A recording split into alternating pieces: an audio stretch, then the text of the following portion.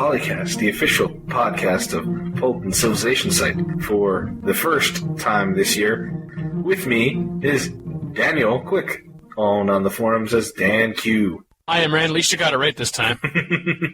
I am Imran Siddiqui, your lovable and adorable co-host, and I'll say now, hi now, and we will be discussing me and Dan. Apparently Mackie got lost with her admirers, and Wooter decided, well, he had better things to do. So it's just us again. Try to see if you can stay awake or not throw things at your monitor. We'll try to make this as painless as possible. In our last episode 5, I guess it was, EPW said he liked it. It was really good until he fell asleep. So we did okay. Help put people to sleep. PolyCast, it's for insomniacs too. Yes. Now in orange flavor. Okay. What flavor were we to begin with? You don't want to know. There was a request. There was actually a thread started in the PolyCast forum, one that I didn't start. A PolyCast forum? What? You know, it's there under Apolyton community. You know, I thought we just talked about it. What the? That we need to have more discussion on politics, religion, and sex, because civ discussion is only interesting to a point. Well, I think he just wants to talk about sex. He wants to know Maggie's measurements. That's right. I play on the huge map. Ooh. Bigger is better.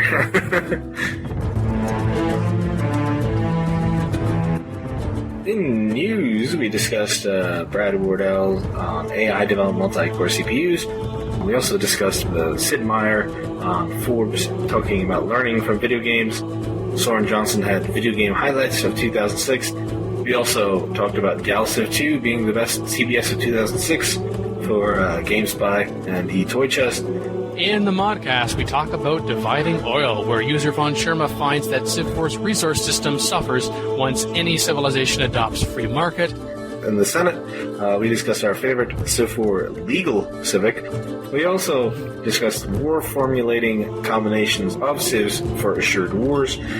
In the Time Machine, we look at the Yin-Eating Cardboard documentary from 2005. In our interview segment, Walter and I talk to Civilization 2 scenario designer curtsibling some more.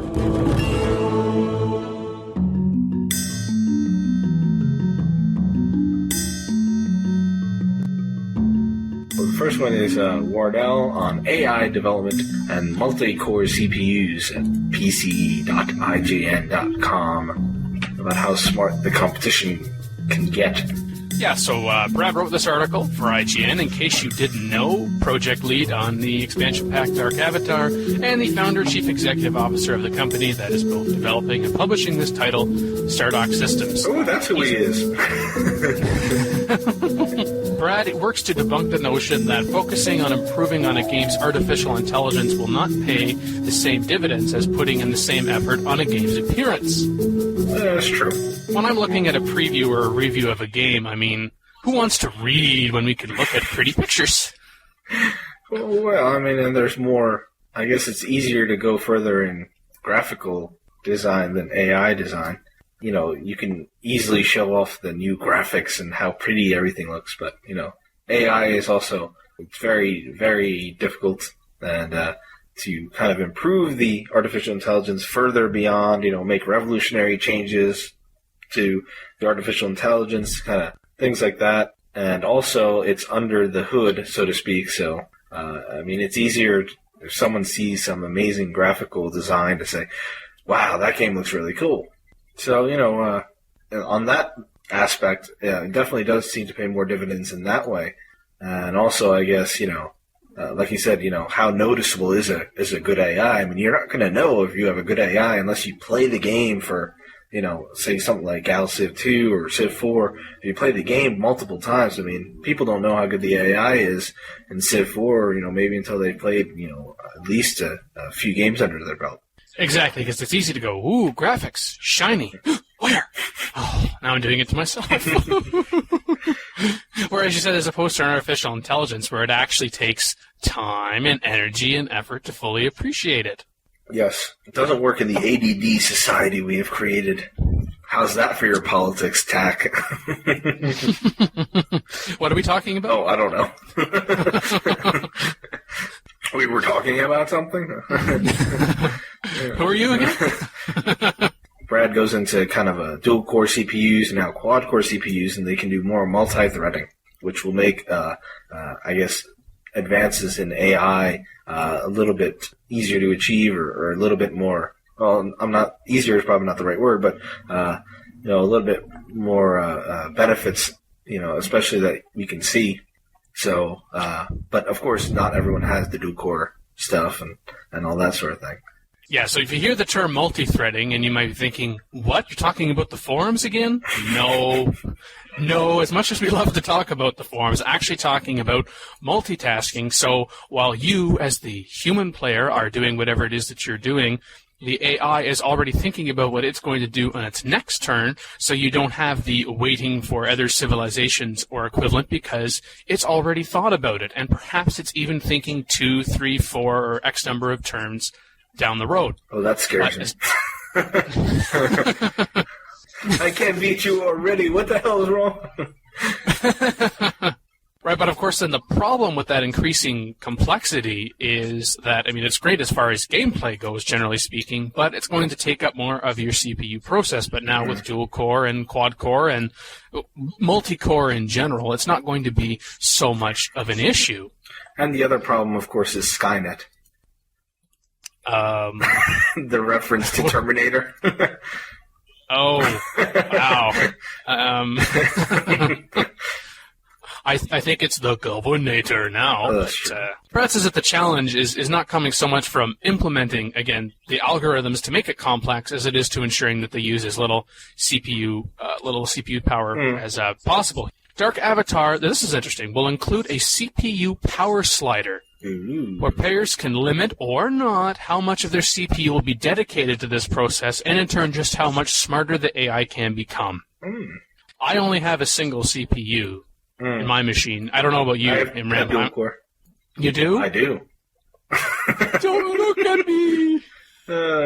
Like most computer games will run faster on like a 3 gigahertz single core processor than a dual core 2 gigahertz processor of the same architecture, because the games are incapable of efficiently using more than one core at a time. Sorry, Imran, you're just ahead of the game. Yeah, apparently. I got it. Ahead of the game. I'm good. Yeah, there you go. It's kind of like, it was... wasn't it Windows 95, there was no point in having a hard drive larger than 2 gig, and even now in XP there's no point in having more than 2 gig of memory because the operating system can't... Or is it 4? Yeah, you're right, 4. 4 because the systems can't see it, right, and they can't make use of it. Yeah, unless you have a 64-bit processor or whatever, and you're running Windows 64-bit, but then again, they have compatibility problems with everything. So I think that this is great, even despite all that Brad and Stardock are doing this because they're trying to kickstart people to take advantage of this, and that's great as long as the game itself does not suffer from those who still have single core. At some point you can't continue to support a particular platform or particular hardware, like trying to run Civ4 say on a 486. No, like at some point it's time to let go. But on the other hand, I guess you're saying that you do have to support it, especially, in these type of games, which is the 4X kind of turn-based strategy type of thing. A lot of people who do play these games, and, I guess a lot of the market for it are those who don't constantly update their computers. But in terms of, say, TBS, a lot of times they try to use graphics that aren't cutting edge for the simple reason that they want to be able to keep those people who haven't upgraded their computers in quite a while. They don't try to force people to upgrade their computers to the best and brightest, because it's more about the strategy than it is about kind of like the atmosphere, and it is about the graphics which add to that atmosphere. So in terms of especially TBS stuff, you got to hold off a little bit on the dual core stuff, because a lot of your market happens to be people who may not have the best and brightest computers.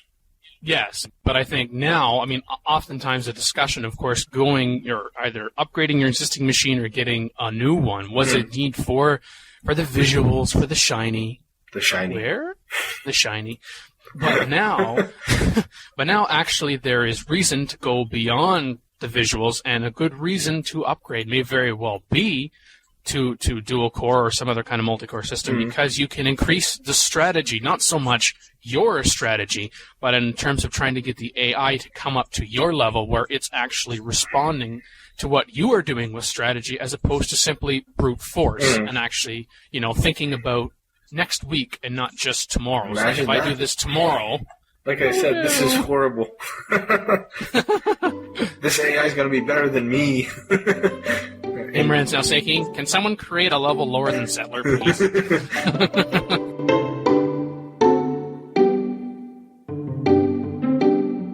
Sid Meier's I guess gave a little interview to Forbes, learning from video games and how people learn from computer games. The one thing I really liked from the little article they have, it's not very long, is that, they heard about the guy who aced his geography class because he played pirates and knew every city in the Caribbean and every island.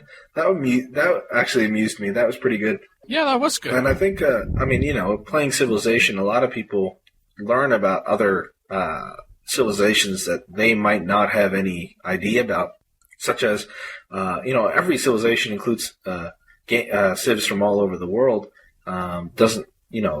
Some people accuse it of being a little too Eurocentric or whatnot, or, a little too, Americans in terms of history. But, they do a good job in adding types of civilizations that get people to kind of read up on things, such as the Mali Empire in CivIV. I know there was a long and heated debate, of which I was a part of in it, about that Mali should be in the game or not. So, and I'm glad it was, because people, I guess, got interested in studying about it who normally wouldn't, found out about the leaders, found out about why they might have been in it. So...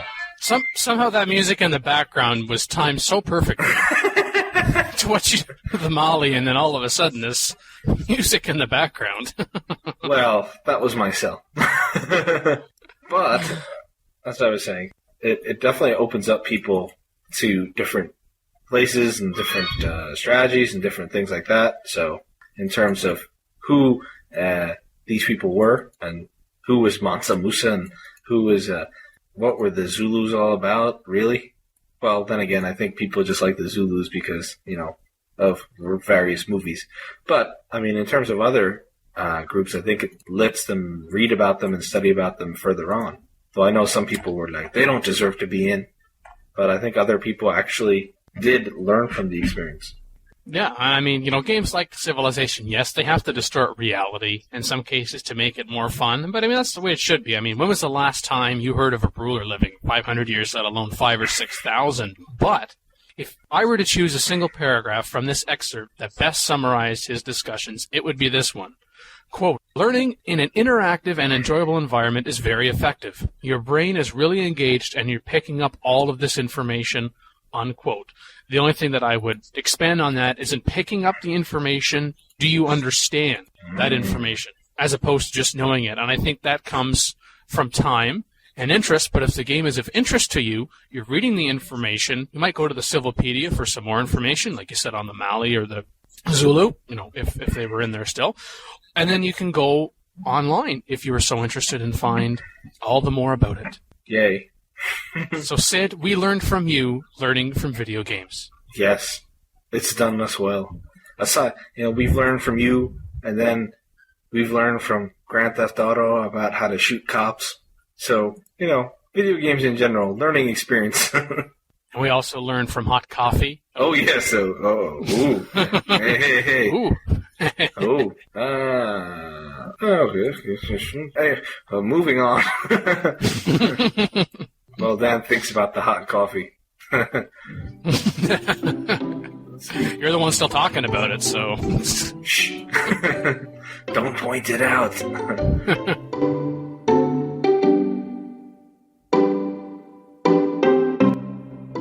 Soren Johnson's video game highlights of 2006. Yeah, so CBG prefaces this interview by saying they're going to talk about the PC gaming scene, and what are we talking about in the first question? Console gaming. Video game world. I hate to admit that even if you prefer PC gaming like me, or may your soul be forgiven, console gaming, that you cannot ignore the other.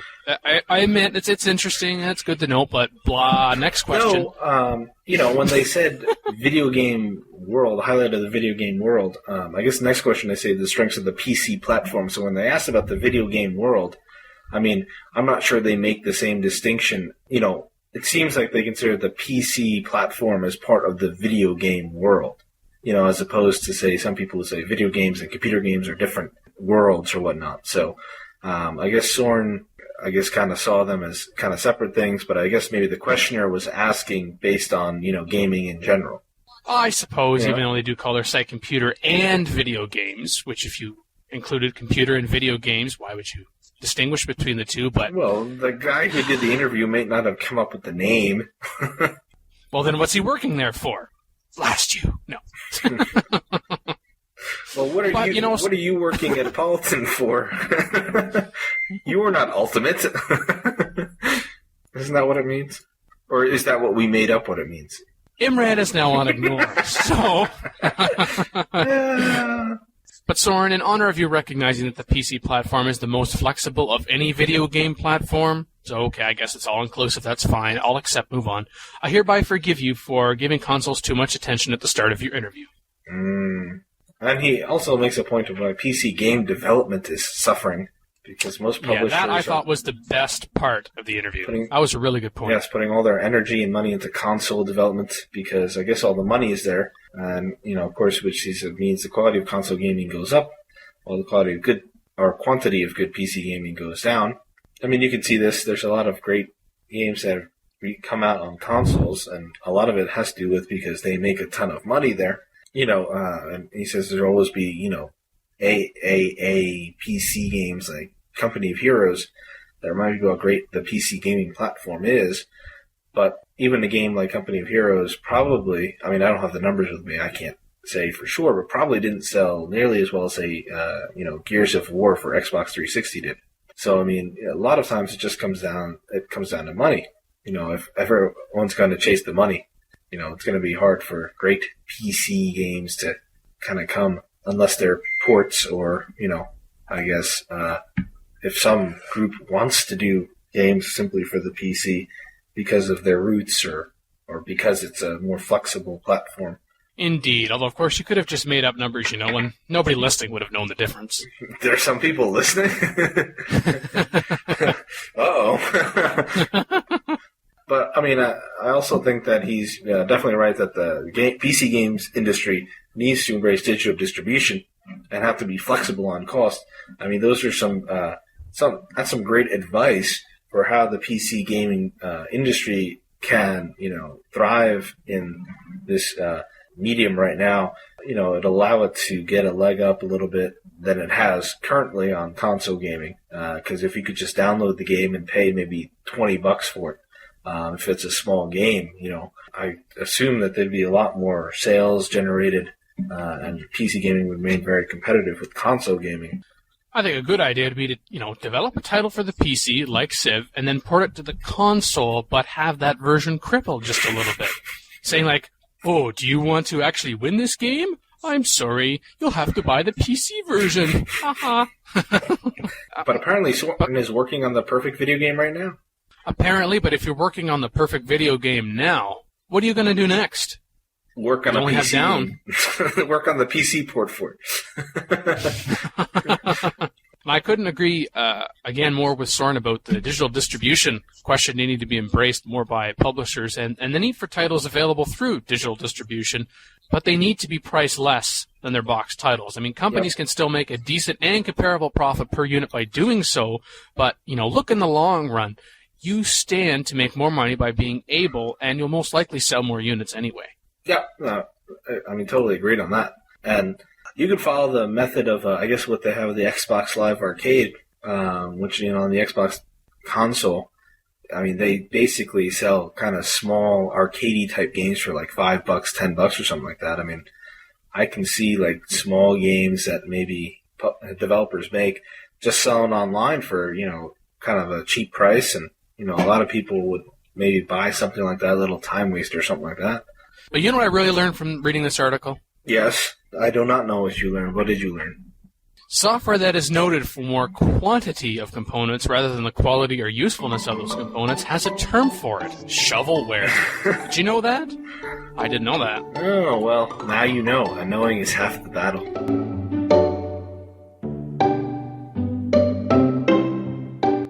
Maybe we should talk about GalCiv 2. My favorite game. whose sequel I know the name of all the time. Do you really? What the hell's the name of the sequel? The Dark Avatar? There you go. Good for you. Yay! What's the full title? Galactic Civilizations 2? Yeah, I have it on... I pulled up the GameSpy thing, so I know it's the Dreadlords. Otherwise, yeah.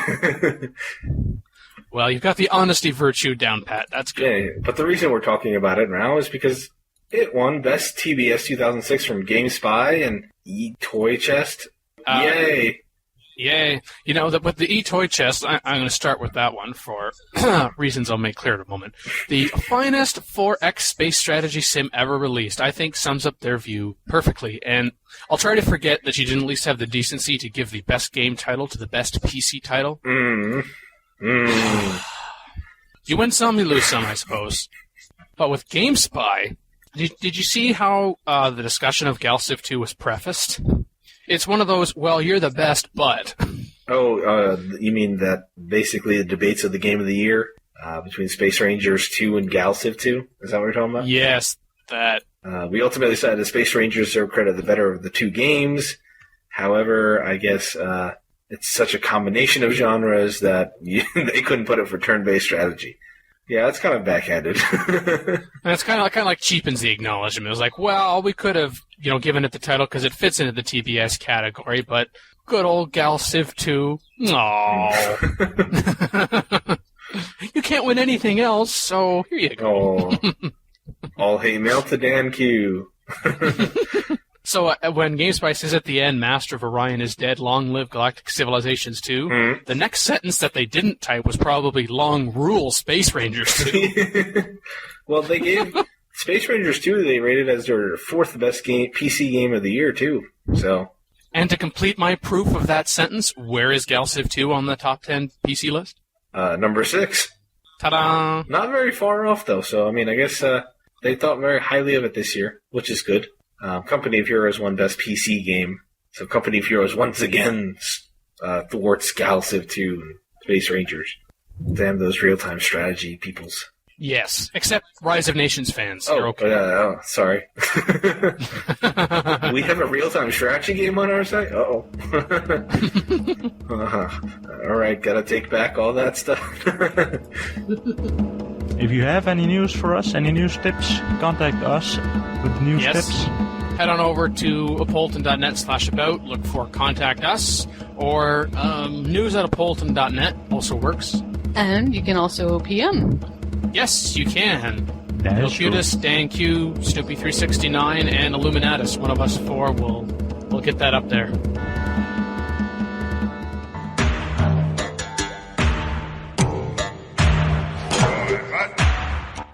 There's dividing resources. Not just oil, but I guess just in terms of any resources, huh? Yeah, oil was kind of the one held up as the key example, probably because, it's a later game discovery and its keyness. Yeah.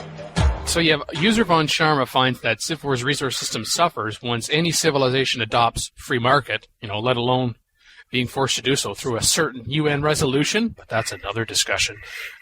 Ooh, foreshadowing.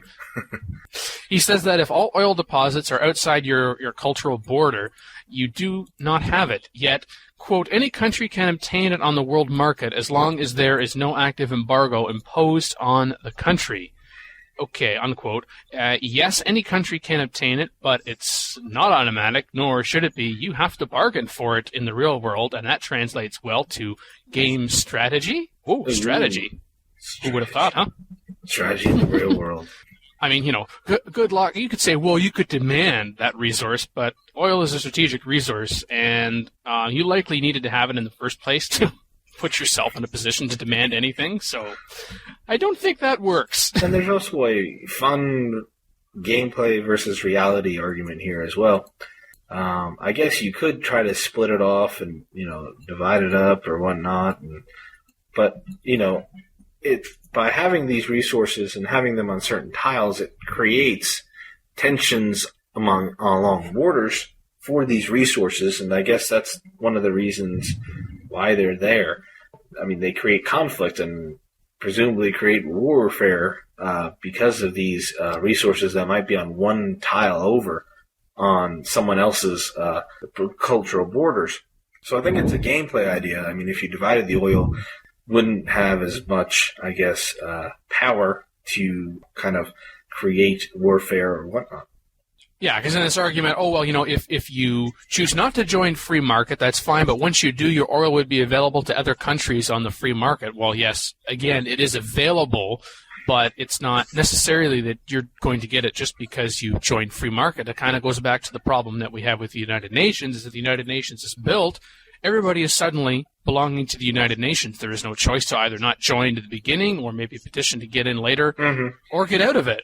Yeah. And apparently, I don't know about you, but originally I was with Raw, where apparently I misunderstood his idea Von Sharma's idea, because I thought, can we do this already? Can we not trade a resource for another resource or coin? Mm-hmm. But apparently what he's getting at is finite resources like we first and only saw in CivIV, and then trading pattern differences between earlier times and older resources, such as iron, and modern times and newer resources like oil. But as you said, that goes all back to the gameplay elements. I don't think we should go here.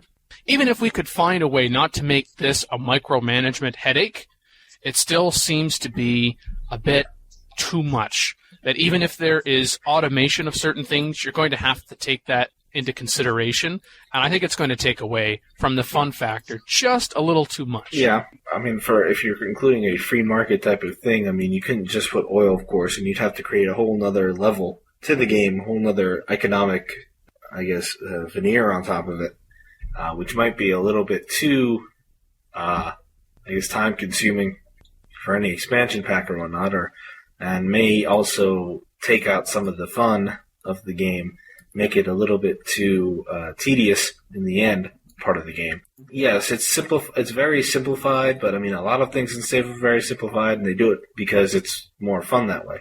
So, I mean, I don't think I would agree with Von Sharma's proposal here, just because while it would be a little more realistic, it would probably be a little bit more tedious as well, and, well, we don't need any more tediousness.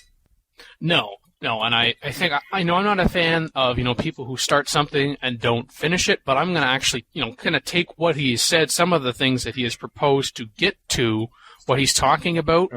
I think should be back, like finite resources. Getting finite resources back, I think, is a good idea as long as it's implemented properly. As someone pointed out, the problem in CivIV is all of a sudden it's gone, but there's been absolutely no warning. Perhaps you could have a little pop-up noting that, deposits of X are running low. Mm-hmm. And someone else pointed out, okay, but if you're going to have finite resources, then we need to have better seeding of resources in the game. Like, I've played a number of games on, like smaller size maps because I want to get into the conflict a little sooner. I don't want to just be, okay, seems like I got to build another city in order to get a little closer to someone, just to piss them off a little more, get to their borders. Let's get on with it. But aluminum in particular can be a bugger to find. Yeah. So then you don't have aluminum, it never shows up on the map, then you've got no modern tanks, fighters, bombers, etc. Yep. Did you also notice the argument in the thread that one source of oil, or indeed any resource, should not be enough to power an entire army? I think that's a pretty oversimplification, and I know we talk about simplification for, fun's sake, but first of all, what size of army are we talking about? Because my idea of what an army should be and what your idea of an army and a navy and an air force could be very different. Exactly. And, of course, we're simplifying one thing of oil. I mean, before CivIV, I guess, you didn't need any resources to build units or to build armies and things like that. And the addition of resources, as required you to have them, I mean, I think it's a little bit too, well, I don't think it'd be a good idea to say, well, you need X amount of oil resources to produce a unit force of X. I think that would get into the same problems I said before. It'd get too tedious, it'd get too bogged down in numbers, and it just, the fun would be gone. It'd be more like, trying to, instead of just having a fun little game, you'd have, something more like work. Yeah, and I mean, it kind of sounds like when you get into particulars like that, so it's like, okay, I have an iron resource. This will give me X swordsmen and Y pikemen. Or wait, is it X pikemen and Y swordsmen? I'm so confused. I mean, that just sounds like a spreadsheet game, but who wants to play that? Yeah, exactly. Well, some people, I guess, do, but, they can buy imperialism if they want to do that. All hate mail to me, I know. But, yeah, I mean, I agree. I mean, this is just the classic argument, once again, of, realism versus, simplification and, abstraction of that sort. So there is a balance between the two, and I think this might throw the balance a little out of whack. Yes. Good in theory, absolutely. But in practice, not so much. Too much micromanagement. I suppose if you really like all that micromanagement kind of stuff, the software development kit is pretty powerful. Maybe someone can go in and come up with something so that if micromanagement is your thing, you like micromanagement, you like that, is it good for you? Then you can do that. But as a general gameplay rule, rules and whatnot and mechanics, just leave it be. Leave it be.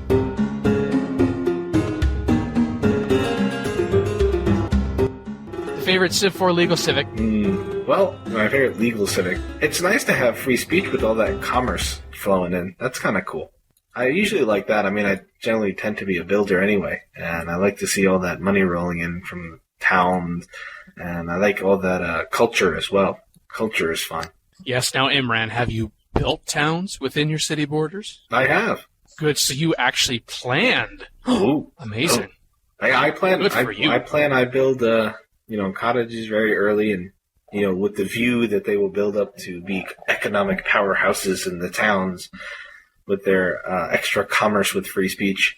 I normally don't get into all that many wars, or try not to, so I don't do nationhood as much, though. I mean, nationhood is a very nice war type of thing. Bureaucracy, of course, is used, I guess, when the slingshot was in vogue. I guess with the changes, it's a little bit more difficult. Yeah, I think, bureaucracy could be more of a shorter-term solution, but, generally, I think even any extended period of anarchy is probably not worth it. But I think it's worth adopting where maybe you only have a handful of cities for whatever reason. You're on a smaller map, or you got, squeezed into a very small space for whatever reason. But your capital needs to be a fair size, although generally speaking, I think most people's capitals are a fair size. Yeah. But I think if your capital already has a notable number of workable tiles that have manufacturing and financial potential and capabilities, really don't see the point with bureaucracy. Now, you mentioned nationhood. Yeah, definitely with military advantages in mind in the longer term. I think you'll appreciate the +2 happiness from barracks if you're drafting citizens in your cities. Every time you turn around, get it? Turn around turns. I'm good. What are we hanging about now? And the upkeep is also nil. Whereas in the shorter term, vassalage, I mean, yes, its upkeep is high. So unless you're playing on always peace, but why would you, Imran? Who, me? I think that the increased unit experience points and lower support costs can be universally appreciated. So free speech for you mostly as well, or? Yeah, I would say so. As long as you plan for it. Well, sure. I mean, yes, with the cultural benefit, can be helpful to you whether you're leading, averaging, or especially, I suppose, even if you're behind in this category, especially by the time free speech becomes available. If that's a problem, I hope your neighbors think the same way you do, and that culture is for the pits. But at the same time, even if you haven't planned for towns, you can change them later on. You can get rid of those farms if you want. That's true.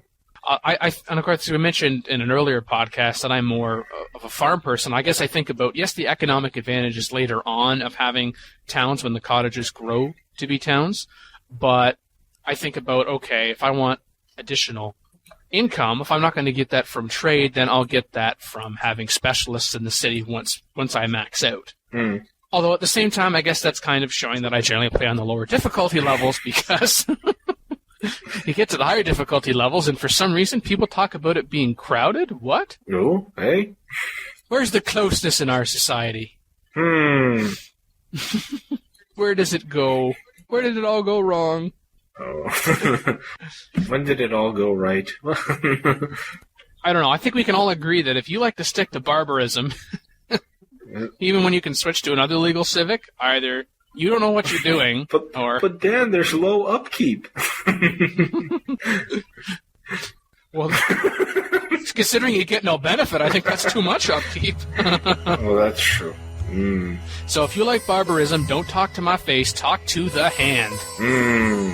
Good stuff.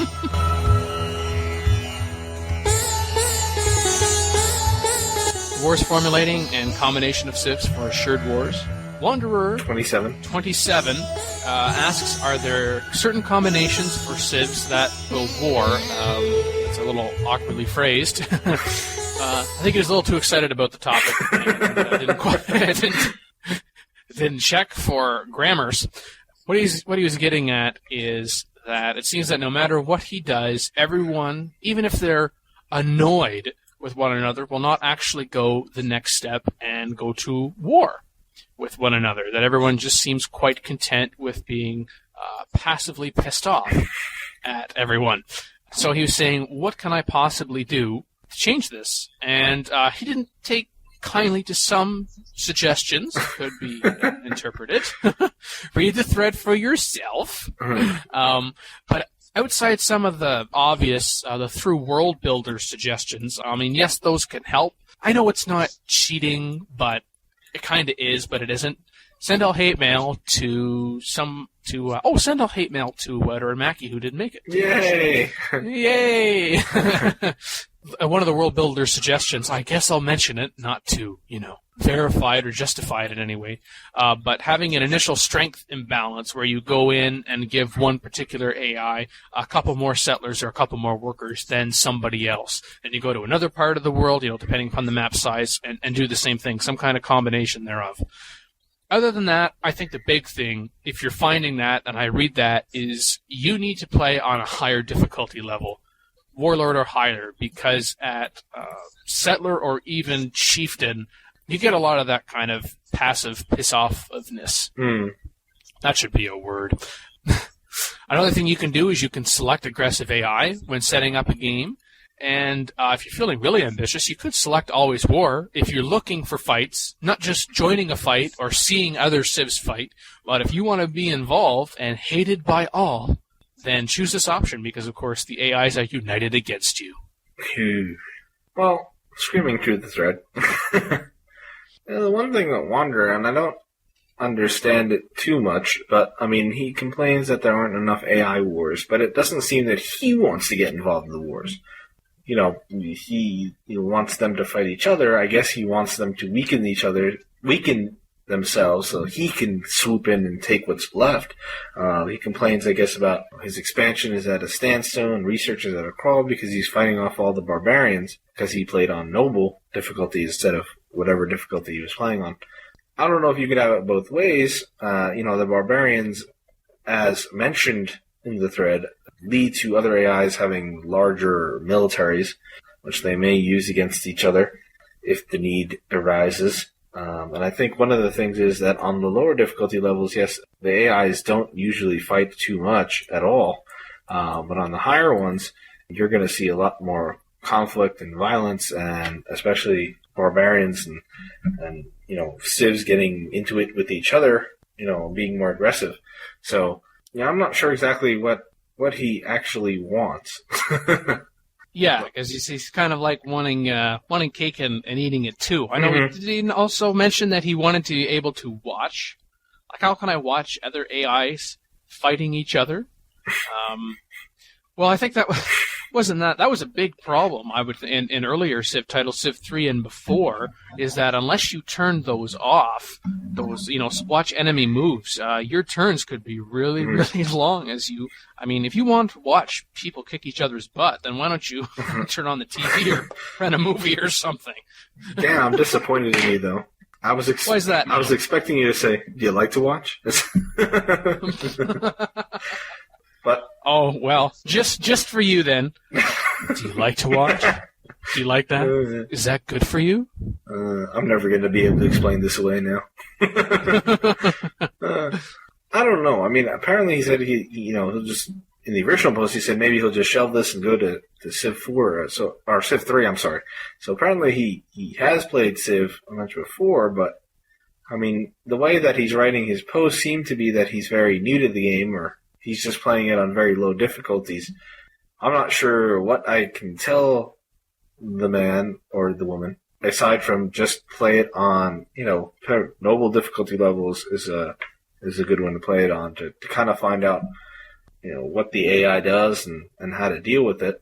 Civ 4 is a vastly different game than Civ 3 was. It has a lot more concepts, a lot more complex, and, you do have the AIs end up fighting each other on the harder difficulty levels. They tend to be more aggressive overall. And also, you can put Isabella in and, well, let the fun begin. I noticed that Attila Hun suggests founding 2 early religions and spreading them to differing sides. And Wanderer27 says, well, I find myself founding pretty well all religions, and I think that was a pretty good indication that we are on a low difficulty level. Otherwise, there's no way you'd be able to find all that many if you were on a higher one, other than the first 2. Yeah, and I founded more than one early religion, a number of times, not that many. And actually, what I would do, even when I was playing on the lower difficulty levels, I know it's kind of a long running joke, and rightfully so. That I played on Chieftain and then Settler for a while, but now I'm about 50-50 on Warlord and Chieftain. Yay for me! I thought you were saying no, I'm 50-50 on Settler and pre-Settler. That's when you get to play in the sand and no one bothers you. Doesn't anyone want to fight with me? Oh, I'll kick sand in your face. Oh, thank you. The sand is blocking out that bright sunlight. It's very thoughtful. No. But as I said, I've founded more than one early religion a number of times, and even when I could found multiple ones after that, I would purposely not do that. As originally as a strategy, because, well, then that's just going to make this game too easy, because then everybody is going to like me, relatively, at some point. Although, which is different from real life. You would know. But what I found amusing is that when I found 2 early religions, I would adopt one, and I would spread one through my own cities, through missionaries, and then, of course, sending missionaries elsewhere. But then I would see the other religion, spread to some other civilizations, and they would adopt them. So I couldn't help but find it amusing that in diplomacy with those civilizations that have adopted my other religion, that, they're getting on me for adopting a heathen religion, but I didn't even get credit for founding that religion in the first place. I mean, sure, I usually adopt and stick with theocracy until if and when I'm forced to abandon all religions through a certain UN resolution. But still, just because I adopt theocracy and say no other religion can spread doesn't mean that you have to hate me so much.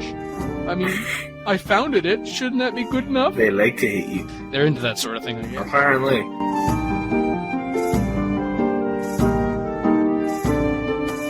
Time Machine on December 27, 2005, we had the amusing little video, Yin eating cardboard. I enjoyed it very much so. As I think anyone who saw it will always remember it. And, well, I guess it also proves how Civ 4 really did succeed, in its goals of reducing reliance on ICS, and totally, I guess, resulting in other strategies having been used. And you get the bonus of Yin cutting up a cardboard box, putting it in an English muffin, eating it, and throwing it up. That's good video. And for those of you who are acronym challenged, ICS refers to Infinite City Sprawl. Oh, yeah. Right. This public service message is brought to you by someone who hasn't heard himself talk for 10 seconds. Yeah, so I think Yin has become quite famous or infamous, depending upon your view, as a result of this documentary, if not for making the list. For not making the promise that he would eat the cardboard box. Oh, yes, that's right. There was that. You know what? I think it's to Yin we can thank Firaxis for getting rid of that problem, because they're probably going to leave it in, and then they saw, Yin's going to eat a cardboard box? That is so worth it. I wonder if it's making it to YouTube yet. No, I haven't seen it on YouTube, but I have seen it on Google Video. Oh. Well, there you go. I remember it was just after Christmas. I was about to say last year, because that's not true anymore. It's in 2005. And he says, okay, I put this video together. I went through it. Yes. Enjoy. Put it up whenever you like. And in less than 24 hours. And he was thinking, oh no, I was hoping I'd have some time to adjust. Oh no. No. I have to admit, the first time I watched it, when we actually got to the gagging scene, I looked away. Oh. Dan, was like, nah, with his weakness. But I think some more academic topics on that particular video have not been discussed. For example, the jam that he chose, strawberry, I believe. Why did you rule out blueberry and raspberry? Is he biased? I don't know. What's wrong? Why didn't you have a mixed berry, where every berry is included? You discriminate against berries. And then, of course... There's marmalade and peanut butter going, hello! One other thing that I noticed while reading through the Chronicles of Civilization book that comes with Civilization Chronicles, although not mentioned by name, or where it can be downloaded from, that's the real tragedy, but it is mentioned. Yay! About a fan eating a cardboard box, as a sign of people's dedication to the game. We've proven our critics wrong. I don't know. Next time, I don't think he'll make such claims. It didn't look very pleasant to eat a cardboard box. No. And there was nothing that said he couldn't have a drink of something with him. Well, that's true. I mean, that was just silly. Something like that requires some alcohol. Though I also have to say it was a very well done movie. The music was appropriate. The cinematography was decent. It showed how evil Marcos really was. Finally, the world got to see what I already knew. It's a travesty it wasn't nominated for Best Documentary. Best Short Film. Gem in the Rough. Yep. Gems! Ooh. A tie-in.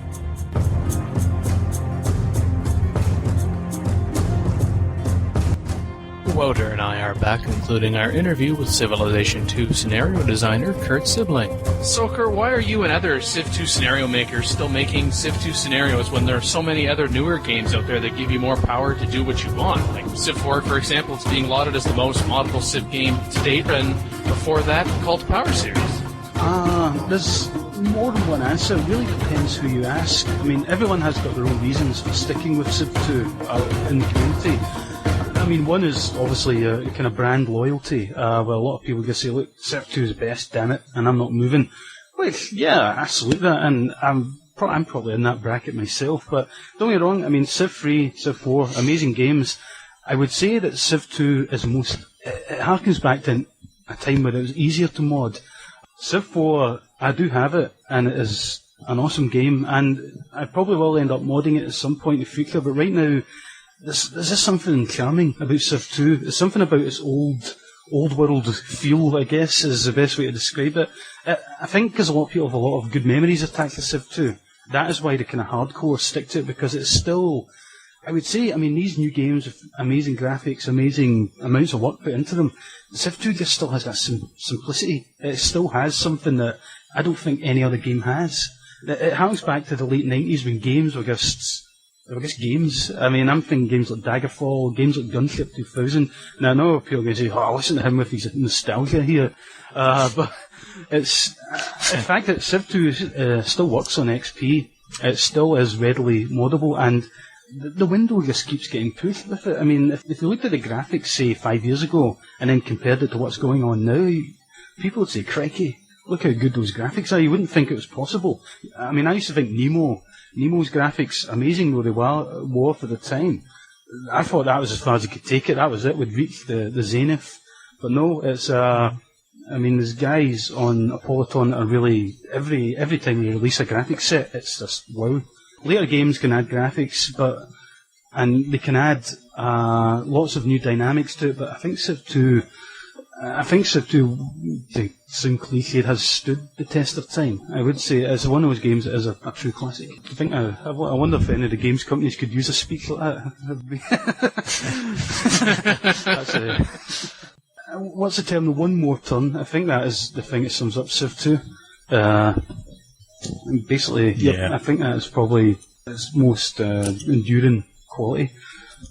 Yep, but okay. You have played Civ 4. You were even involved in the testing group. Yeah. But you abandoned that again. What do you think of Civ 4? How do you think it worked out, and why did you abandon it in the end? Oh well, I've not really abandoned Civ 4. I mean, I have it on my hard disk, and I was very happy to get my signed copy from Sid Meier himself, which was a treasured item. I would say Civ 4 worked out. I mean, watching it in development was very interesting. All these veterans all putting their minds together. It was like, I don't know, it was like the Manhattan Project of Civ. It was incredible, creating this ultimate game. I would say that what I loved about the Civ 4 development was the fact that the developers were so open to ideas. It wasn't a case of, whatever, we're going to do our thing. They were totally open and they implemented things. That impressed me. I would say Civ 4 is truly a great game. Looking at it as a kind of game, I've seen all kinds of people play it. Non-strategy people can leap right in and get started, and before you know it, they're sending tanks through people's territories and everything. It's good to watch. I would say Civ 4, it's not a problem with Civ 4, it's a problem with new games in general, that they're just getting too damn big. Games are becoming massive, gigs and gigs of space, and I just think there's a trend, obviously, within computers in general that causes that. I don't know, it doesn't have the simplicity.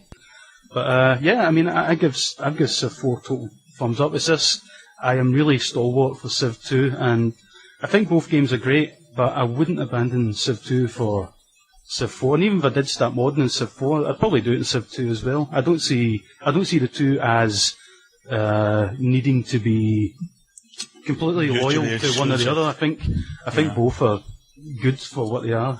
So if Sid asked you to design CivIV and would give you complete freedom to make it whatever you wanted it to be, what would you do with it? Where would you take it in terms of gameplay? I'd make it into a big Civ 2 World War II scenario. No, I would actually. I think what I would do is what a lot of people would like is more eras. I wouldn't break up the eras in that you have to. I would try and find this middle ground between an era of history being sort of amorphous, that it doesn't say this is a medieval era you're in incidentally, because nobody called it a medieval era at the time. It was only called that by future generations. So what I would do is I would have the game dwelling in a certain area, and you can tell the era you're in based on your technology. Obviously, because a lot of people love the Renaissance era, and they love the 1600s to 1800s, Napoleonic era, and all those eras. I would try and make the game kind of dwell on the cool aspects of each of those eras. Like Napoleonic era, there'd be a lot of sort of musket warfare, but I wouldn't turn it just into a war game. Obviously, there'd be a lot of. I would basically build on everything that I've seen in Civ. I mean, obviously, there'd be. One thing I wouldn't do is have it in a Rome Total War way where it zooms onto a battlefield, because I think Civ has always been quite courageous. The Civ developers have always been quite heroic in the way that they've just stuck to They've basically got stuck to the top-down view. They've never gave in to the Age of Empires type thing. I mean, Age of Empires, great game, people love it, but it's not Civ. And there was Call to Power, I remember, had a neat little system where it zoomed into a mini battlefield. I wouldn't even implement that. I would keep Civ the way people like it. Just stacks of units on the board, like a board game, and just move them around. I mean, there's a ton of things you could change. I would obviously strengthen the religion aspect, and I would make the political aspect a bit like the religion aspect in Civ 4, where you can spread maybe political power of a certain type, like capitalism and communism spreading around. That would be an interesting aspect. I'd add a really big scenario design tool to it, where you could basically just make it as easy as it was in Civ 2 to make a scenario. Yeah, I mean, that'd be cool. Sid Meier phoning me up saying, do you want to design Civ 5? And I thought, what, me and my own? How the hell am I going to do all the graphics? Wait a minute. Take me 100 years to actually do the work of 50 people. Yeah, but presumably you would be able to hire some people. I'd be calling you guys first. Don't worry. They do. All right. Say, right, you do all the modelling, I'll do all the animation, and I've been involved in games developing actually for the BBC in the past. I do know making a game is a very hard process, and actually at the end of the Civ 4 development, you could see the guys were really, the grind was starting to show. A lot of the guys were doing, like, obviously 48 hours straight almost, I think, just drinking Red Bull in between. And that was I've been in that space myself. I've worked on 2 games before, and I know what it's like when the creative director says, look, guys, we're going to have to do an all-nighter here. We're going to have to stay in all night and work. The deadline's tomorrow. And then it's just, you just have to go for it. So a lot of people in public don't appreciate the games. They all think it's a group of guys sitting around just eating pizza and having fun. There is an aspect of that, but it is damned hard work. I think I've digressed, haven't I? Onto something. Sorry, feel free to ask me a question. Okay. I was just pondering here openly. And with such a Civ 5, how would you ensure that it had the same kind of vibrant and big modding community that Civ 2 did? You already sort of mentioned that. Well, again, I would make sure the tools are so easy that I would make a really easy-to-use interface tool that you could basically get a save game and just change it so easily, then just save it as a scenario file. I know Python is a system people using. It is easy, but it's not accessible to the complete layman off the street. If I showed it to somebody who'd never seen Python before, they'd be like, what's going on? Because Civ 4 has got such a powerful system, such powerful graphics, and I think, already the mod community is pretty amazing for Civ 4, but I think, events and adding in, just creating something. I've seen World War II scenarios on Civ 4, and they seem quite, the map doesn't seem big enough somehow. I don't know it's hard to describe. We've only got 4 cities in Britain, and if you get a map any bigger than that, in World War II, you got Europe, or any European scenario, you need a lot of cities in Europe because there's a lot of countries in Europe.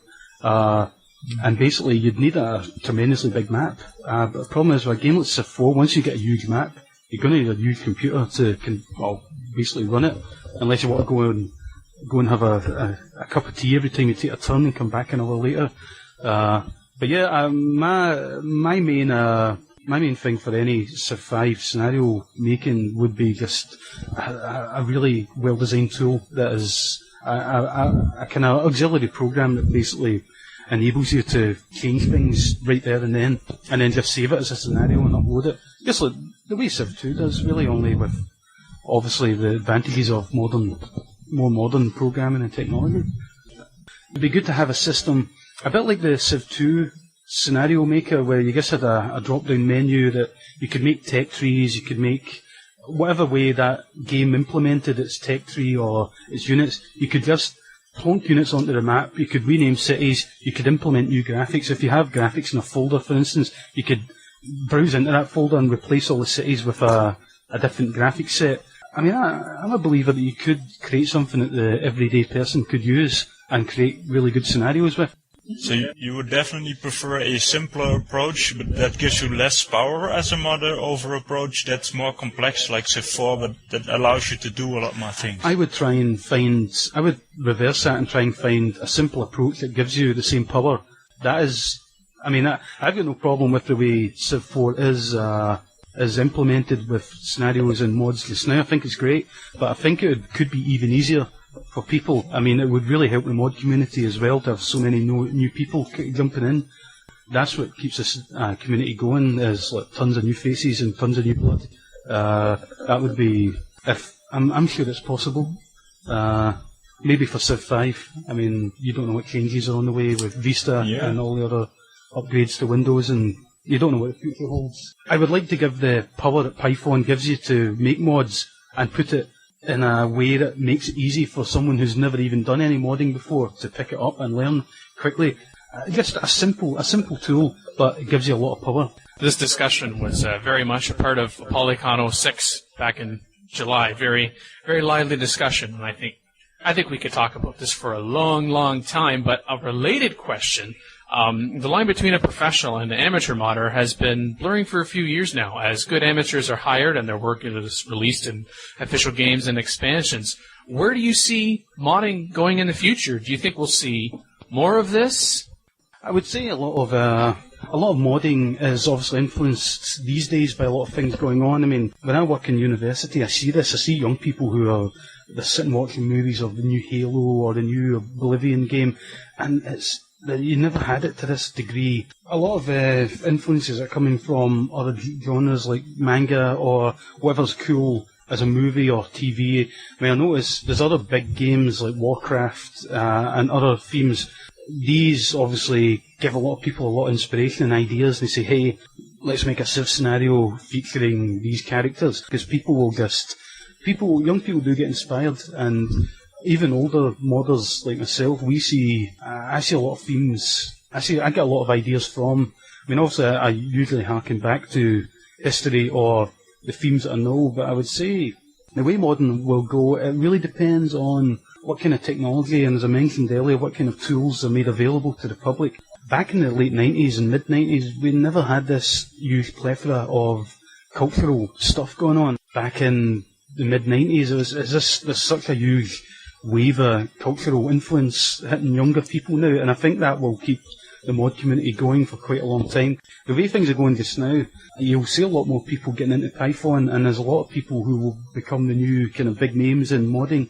There's already a lot of guys out there that are very impressive skills. I mean, one of the big things that's moving into is the 3D animation. There's a lot of guys out there who have really got their heads around 3D modelling and animation, and that is a totally new sort of aspect to it that's getting added in quite readily now. But I would say 3D modelling and animation will play a bigger and bigger part in modding. That is one thing you're going to see. The rise of it has already begun. I would say the things you'll see in the next couple of years will be very impressive. They'll basically recreate Civ4 themselves, and they might actually even exceed the graphics. Ultimately, I think that's what will happen. As people get to grips with how to add in your own content, sky's the limit. Sky will definitely be the limit for Civ4. We move from Civ to podcasting. As you know, this interview is part of PolyCast, Apolyton's official podcast. A few questions under this branch, quick-fire ones. Have you listened to any previous shows? Actually, recently I did, yeah. I will admit my podcast knowledge is quite limited now, but I do think I'll be checking out most of Apolyton's stuff, especially hear this as well, see what... Cut that bit out. Basically, it's one of these aspects of the site that I'm still really to get immersed into fully, but now, looking at it, I think, yeah, you can rate them. So I'll be making sure... I'll be rating my own as atrocious, of course, as soon as I get a chance. No, I'm only kidding. No, it does look very interesting, yeah. So you haven't listened to any other podcasts yet? Not really many. Well, there's no point. You only need one, and that's this one. Of course. Yeah, that's true. That's true. So you've listened to some PolyCast episodes in the past. Who's your favorite co-host? It's probably Mackie because of her voice, right?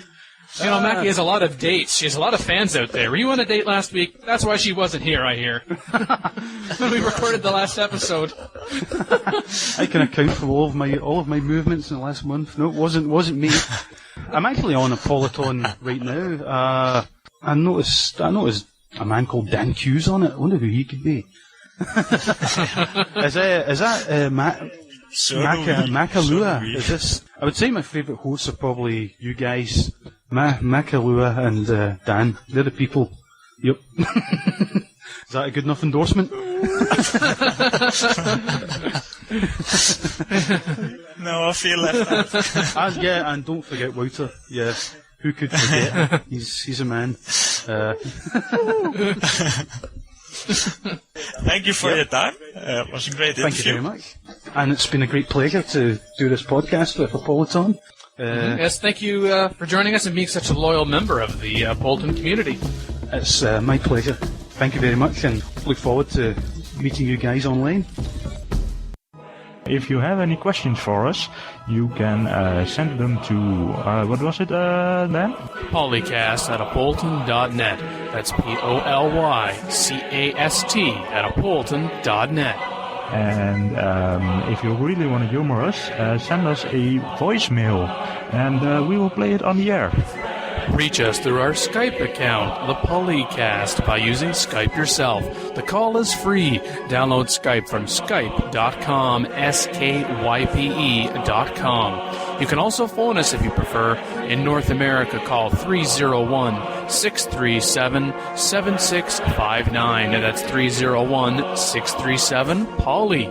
In Europe, call 44-20-7871-7659. That's 44-20-7871-POLY. No profanity or hate mail, please.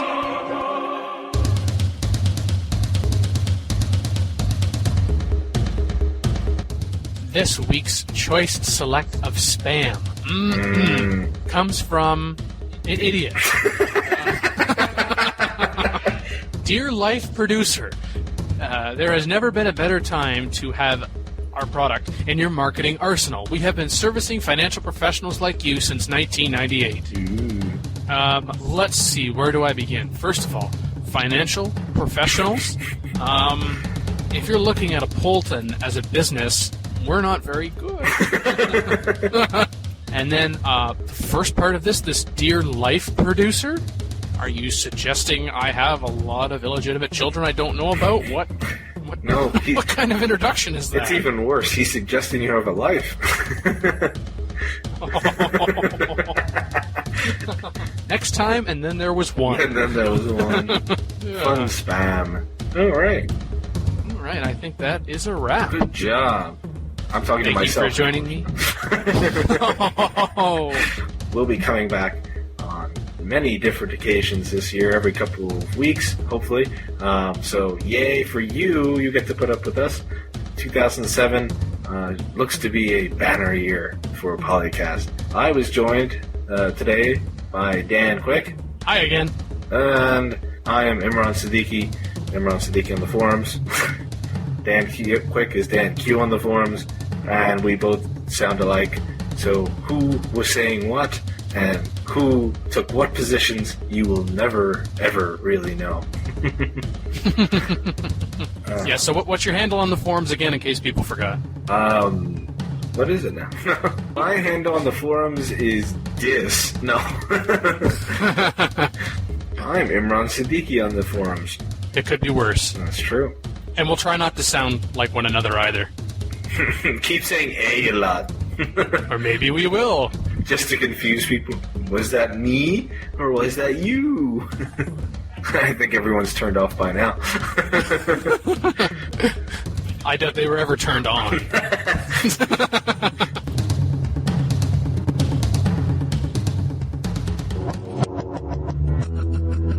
Record date January 6, 2007. Soundtrack courtesy Civilization 4 and the Warlords expansion pack. Copyright 2007 Apolyton Civilization Site at Apolyton.net.